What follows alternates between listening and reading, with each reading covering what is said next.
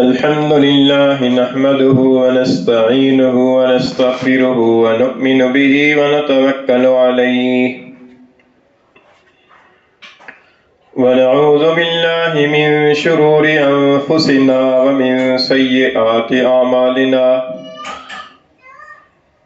من يهده الله فلا مضل له ومن يضلله فلا هادي له ونشهد أن لا إله إلا الله وحده لا شريك له ونشهد أن سيدنا وسندنا وحبيبنا وحبيب ربنا ومولانا ونبينا محمدا عبده ورسوله وصلى الله تعالى عليه وعلى آله وأصحابه وبارك وسلم تسليما كثيرا كثيرا أما بعد فأعوذ بالله من الشيطان الرجيم بسم الله الرحمن الرحيم قد أفلح المؤمنون الذين هم في صلاتهم خاشعون والذين هم عن اللغو معرضون والذين هم للزكاة فاعلون والذين هم لفروجهم حافظون إلا على أزواجهم أو ما ملكت أيمانهم فإنهم غير ملومين فمن ابتغى وراء ذلك فأولئك هم العادون والذين هم لأماناتهم وعهدهم راعون والذين هم على صلواتهم يحافظون أولئك هم الوارثون الذين يرثون الفردوس هم فيها خالدون وعن أبي هريرة رضي الله تعالى عنه قال قال رسول الله صلى الله عليه وسلم آية المنافق ثلاث إذا حدث كذب وَإِذَا وَعَدَ أَخْلَفَ وَإِذَا اؤْتُمِنَ خَانَ وفي رواية وإن صام وصلى وزعم أنه مسلم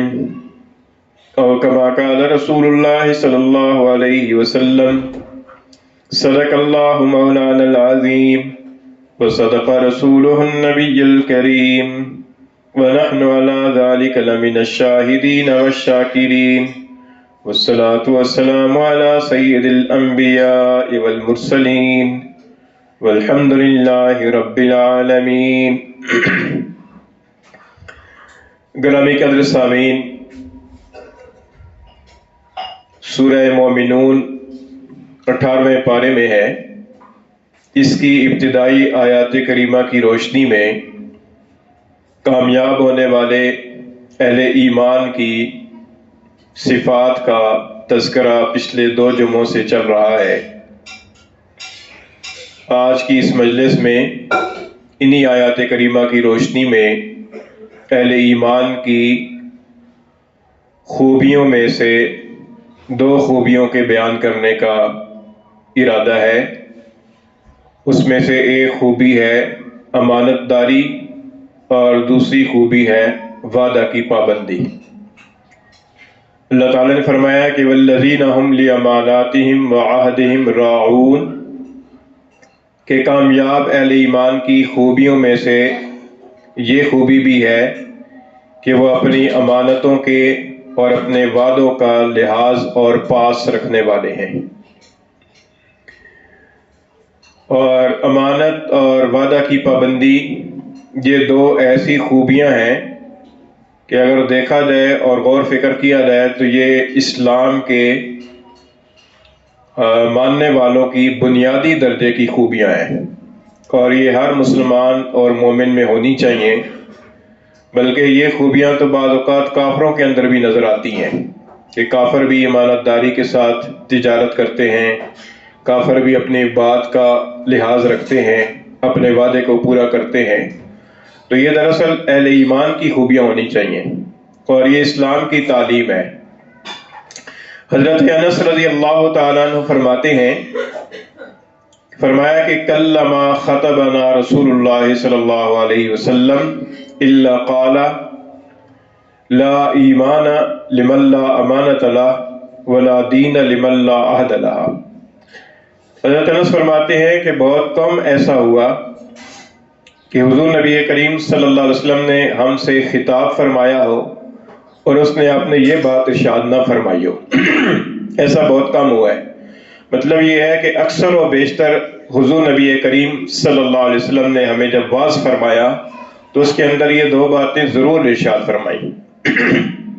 एक बात ये फरमाई कि ला ईमान लिमन ला अमानत ला, कि जिस आदमी के अंदर अमानतदारी की सिफ्त नहीं है उसके ईमान का कोई एतबार नहीं है। दूसरी बात ये इरशाद फरमाई कि ला दीन लिमन ला अहद ला, कि उस आदमी के दीन का कोई एतबार नहीं है कि जिस आदमी के अंदर वादे की पाबंदी की खूबी नहीं है। तो ये दो बुनियादी दर्जे की खूबियां हैं, क्योंकि ईमान और अमानत का मादा एक ही है, हमजा मीम नून। और ईमान असल में नाम ही अमानतदारी का है कि ईमान इस चीज़ का नाम है कि आदमी हुजूर नबी करीम सल्लल्लाहु अलैहि वसल्लम की ज़बान अक़दस पर भरोसा करके एतबार करके आपकी लाई हुई बातों को मिनोअन तस्लीम कर ले, इसी का नाम ईमान है।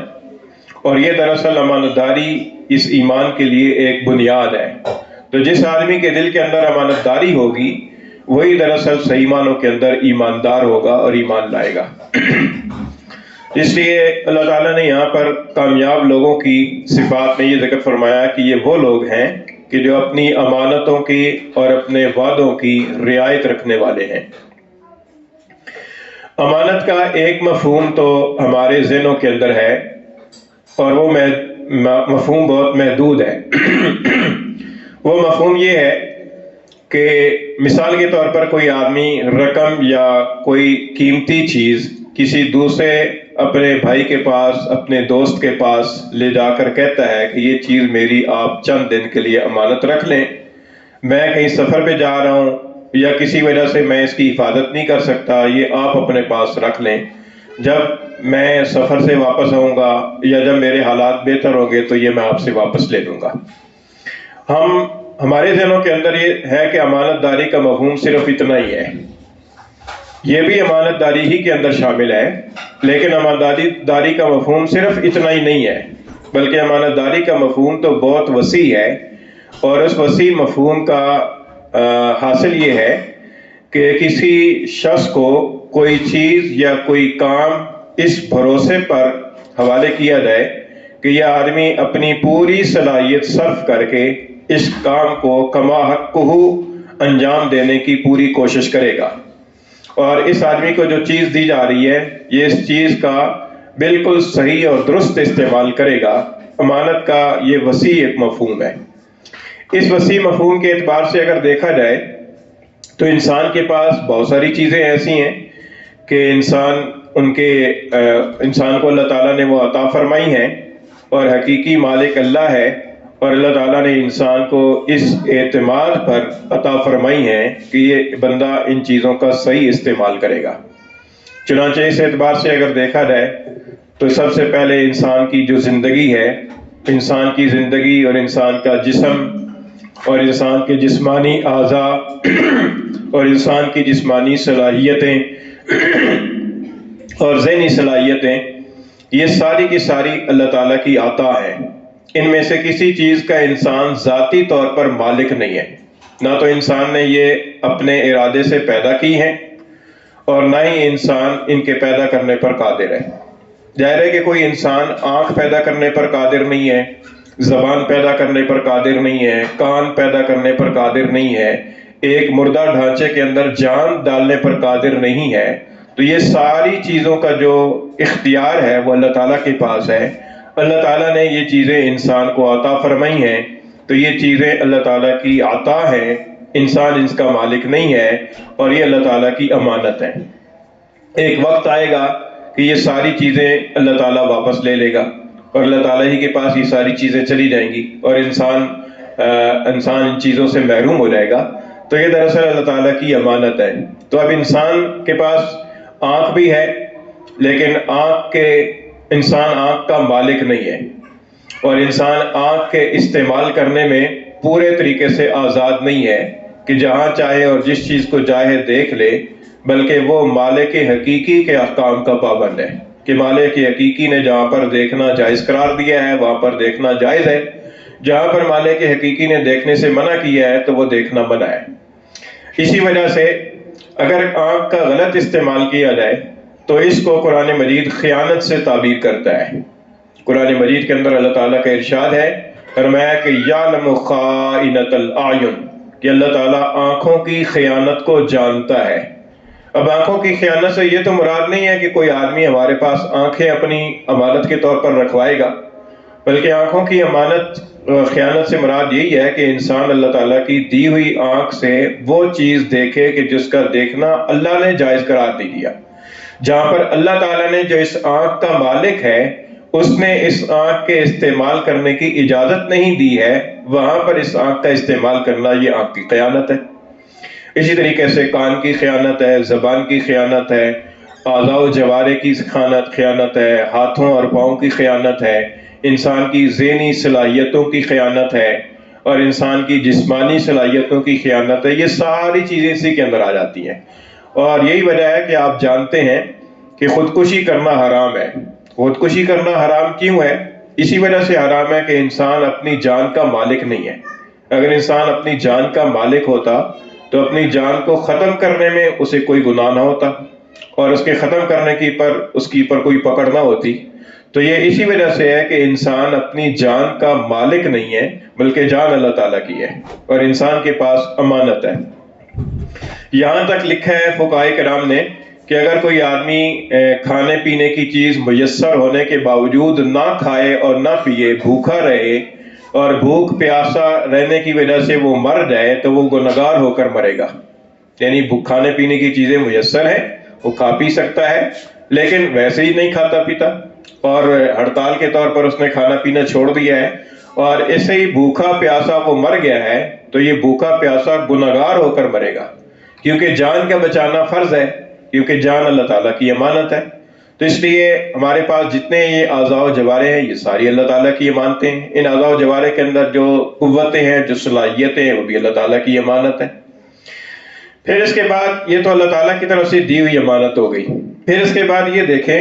کہ ہمارا جو آپس کے باہمی معاملات ہوتے ہیں، ان معاملات کے اندر بھی بہت ساری چیزیں ایسی ہیں، بہت سارے کام ایسے ہیں کہ جو دوسرا آدمی ہمارے اوپر بھروسہ کر کے ہمارے سپرد کرتا ہے، اور اسے اطمینان ہوتا ہے کہ یہ آدمی پوری دیانتداری کے ساتھ میرے اس کام کو کرے گا۔ اب اس موقع کی پر اگر کوئی آدمی اس کام کو دیانتداری کے ساتھ اپنی پوری صلاحیت صرف کر کے اور پوری صلاحیت استعمال کر کے نہیں کرے گا تو یہ خیانت کہلائے گی۔ مثال کے طور پر اگر کوئی آدمی جو ہے نا وہ ٹیچر ہے، اور کسی آدمی نے اپنا کوئی بچہ یا بچے اس کے حوالے کیے ہیں، اور اس نے اس اعتماد پر اور اس بھروسے پر حوالے کیے ہیں کہ یہ آدمی اپنی پوری صلاحیت صرف کر کے میرے بچوں کو قرآن یا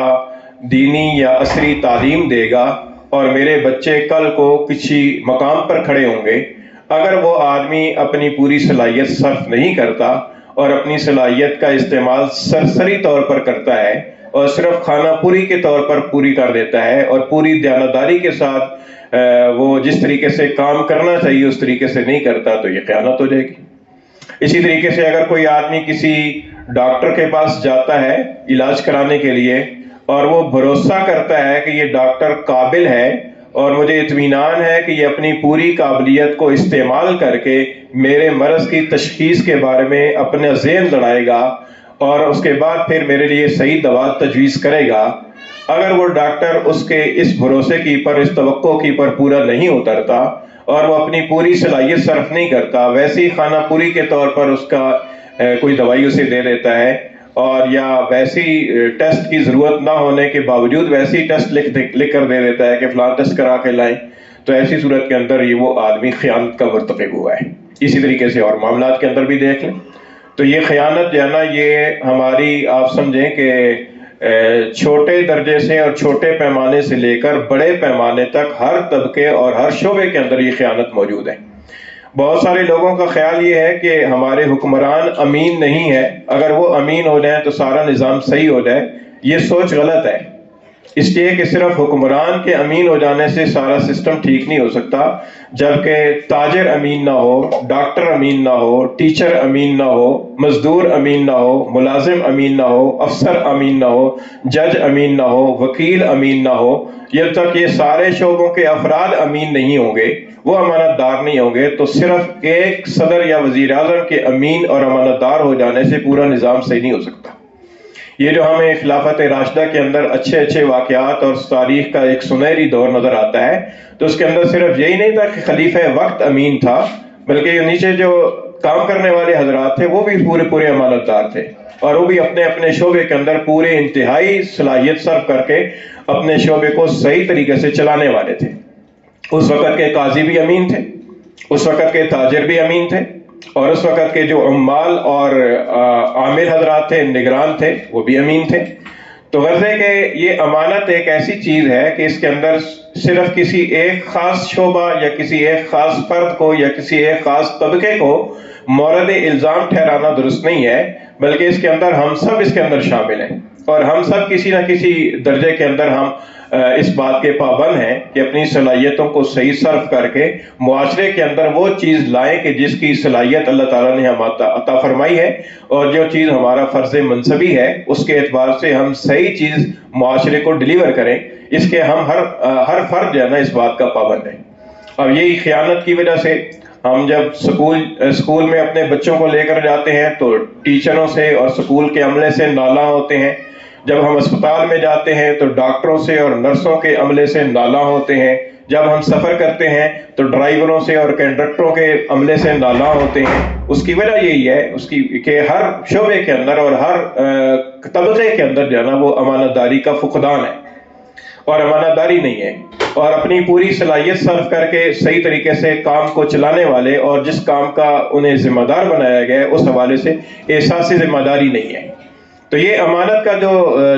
شعبہ ہے یہ یعنی صرف اس کا محدود مفہوم نہیں ہے، بلکہ اس کا مفہوم اتنا وسیع ہے کہ زندگی کے بہت سارے گوشے، ہر فرد کی زندگی کے بہت سارے گوشے ایسے ہیں کہ جو امانت کے اندر آتے ہیں۔ اگر آدمی صحیح معنوں کے اندر امانت دار بن جائے تو اس کی زندگی کے بہت سارے معاملات سیدھے ہو رہے ہیں، اور اس سے ساتھ تعلق رکھنے والے جو دوسرے افراد ہیں ان کو بھی سکھ چین کا سانس ملے اور وہ بھی اپنے معاملات کے اعتبار سے بھروسہ کر سکیں۔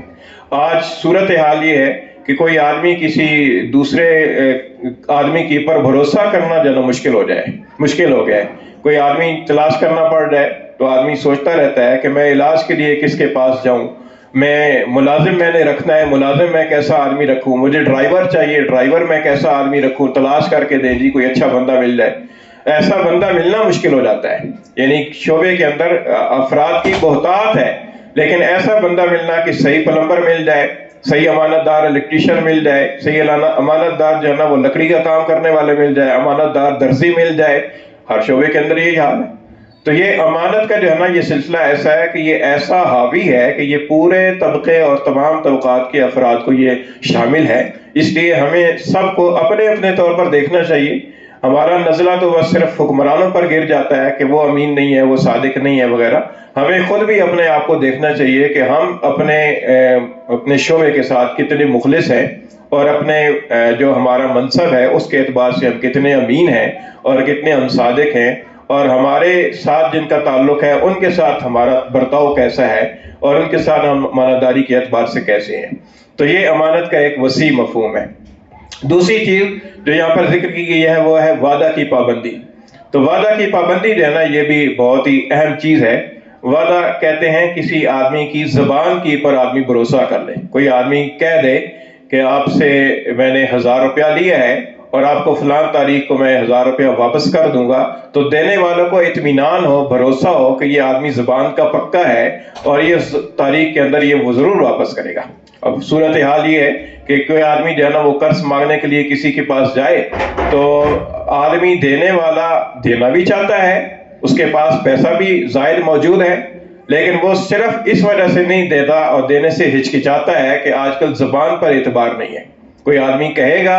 اور وہ جس وقت مانگنے کے لیے آئے گا تو اس وقت تو ایسا وہ رونا ڈالے گا، ایسی کہانیاں سنائے گا کہ آدمی کا دل پسیج جاتا ہے، آدمی کہتا ہے کہ یار اس کی مدد کریں، لیکن جب وہ لے لے گا تو پھر اس کے بعد واپس پلٹانے کا تو آدمی بھول ہی جائے کہ یہ واپس ملے گا۔ تو اس صورت حال کے اندر یہ بہت سارے معاملات ایسے ہیں کہ جن کے اندر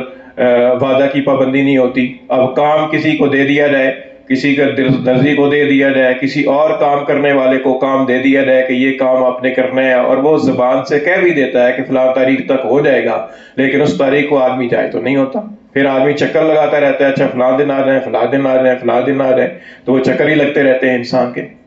تو یہ وعدے کی پابندی بھی ہمارے اندر یہ موجود نہیں ہے۔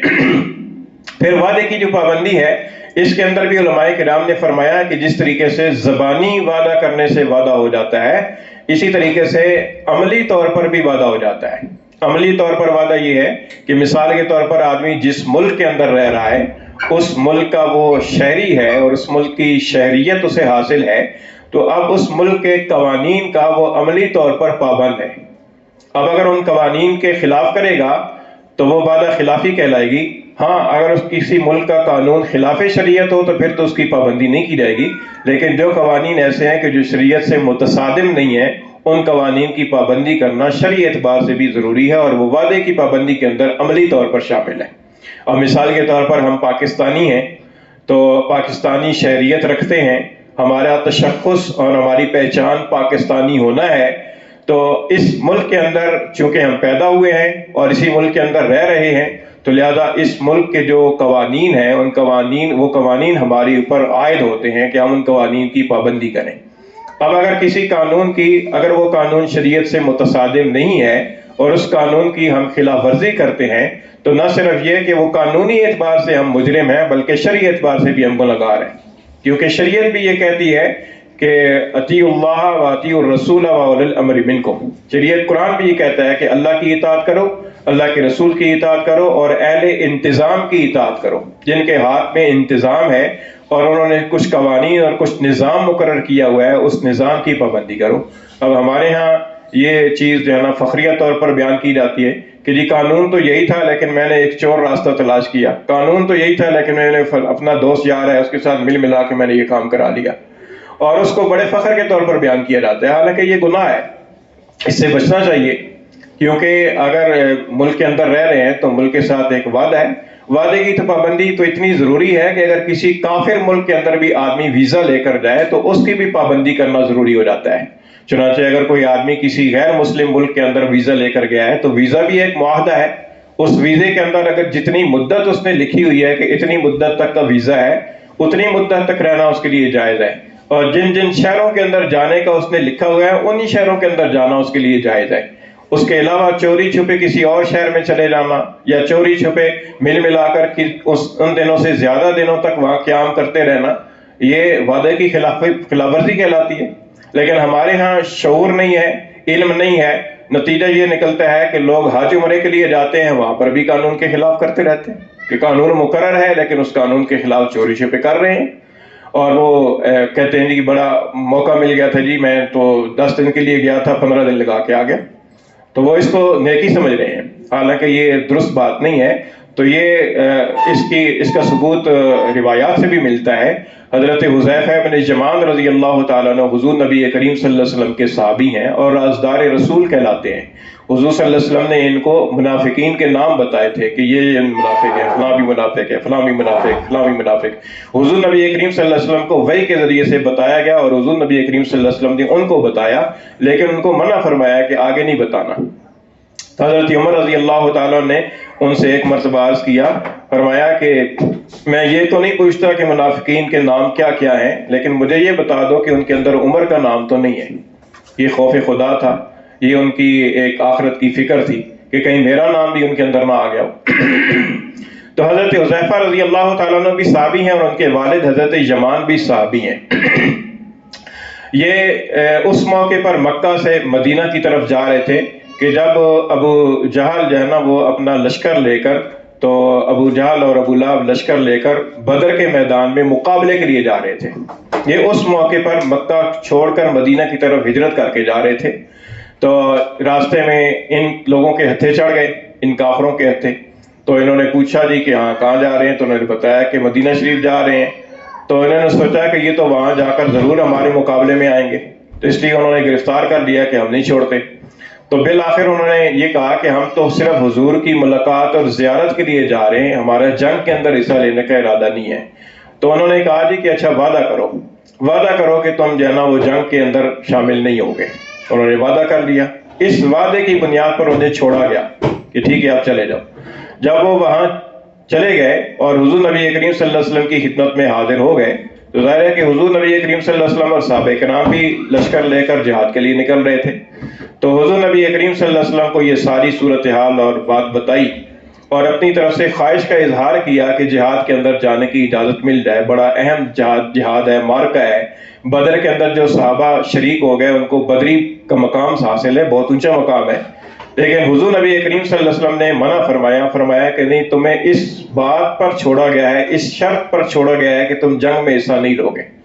تو انہوں نے عرض کیا کہ یہ تو کافروں نے تلوار ہماری گردن پہ رکھ کر وعدہ لیا ہے، یعنی زبردستی دیا گیا ہے وعدہ، اور وہ ہمارے دشمن ہیں۔ لیکن حضور نے فرمایا کہ نہیں، جو زبان دے کر آئے اس زبان کی پر قائم رہنا ضروری ہے۔ تو یہ وعدہ کی پابندی ہے۔ اب یہ وعدہ کی پابندی کن کے ساتھ ہو رہا ہے؟ وعدہ کس کے ساتھ ہوا ہے؟ کافروں کے ساتھ۔ اور وعدہ کس بنیاد پر ہوا ہے؟